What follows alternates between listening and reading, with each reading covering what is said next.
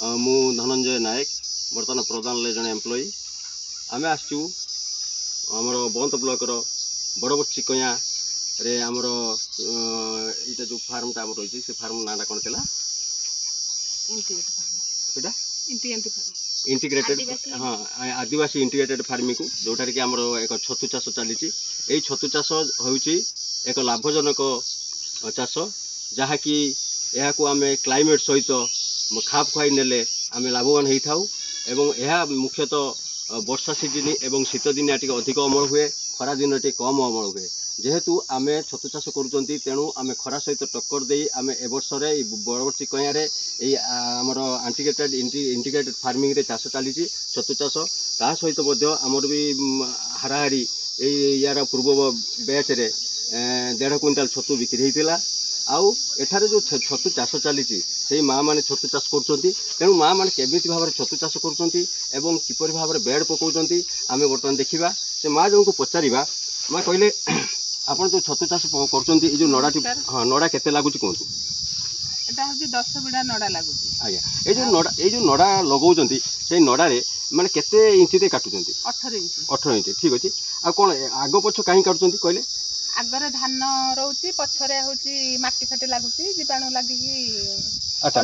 माटी रहिले माने छतु बेड प्रति कौन क्षतिकारक अच्छा अच्छा से मूलटा कटा होची धन्यवाद केमिति कौन पकाउ माने करूचंती एबे आपन टिके बेड पकई के प्रस्तुत करिके हम कहि दियंतु हमर ए तळे 3 बिड़ा दिया होची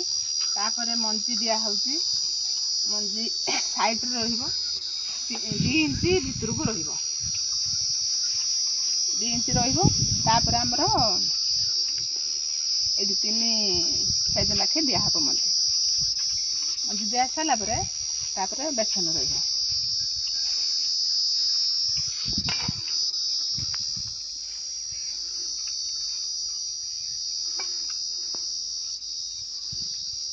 तापरे 3 बिड़ा रहिबो गोटे अग दिया हेले आ गोटे मूलपट दिया है कि तापरे रहिबो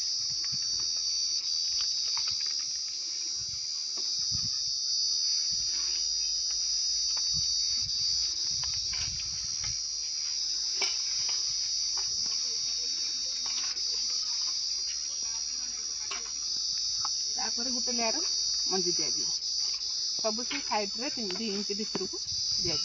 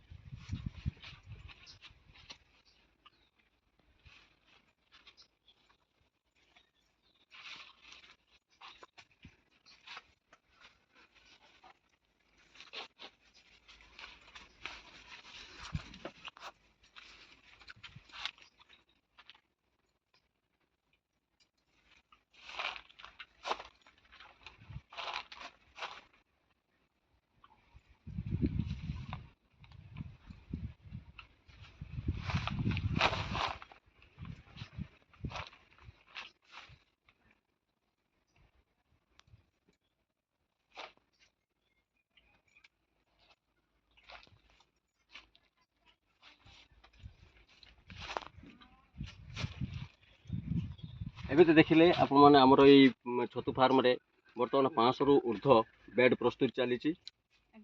एवं आमर ये माँ मैंने यही टाइप रो छतु बेड प्रस्तुत कर बर्तमान से 10टी बिड़ारे केमती भाव में सजाई आपण मानकु देखैलु तेणु यही टाइप रो छतु चाष कले आम मैंने निश्चित लाभवान हेबा एवं आज आमर भारत सरकार तथा ओडिशा सरकार द्वारा जो आमर लखपति दीदी कार्यक्रम चली से कार्यक्रम रे आम माँ माने निश्चित लखपति हेबे तेणु रहिलु धन्यवाद माँ मानक मोर धन्यवाद नमस्कार नमस्कार नमस्कार।